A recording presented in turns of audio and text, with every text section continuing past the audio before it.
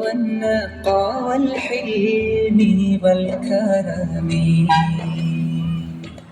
നീലവിഹായസിന്റെ നീലിമയിൽ നീരസമറിയാതെ നീലീഭവിക്കുന്ന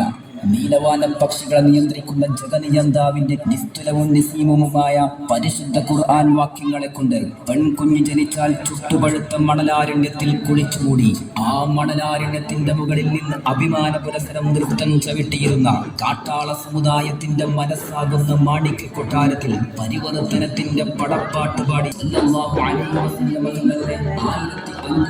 ജന്മദിനത്തിന്റെ ഭാഗമായി കൊണ്ട്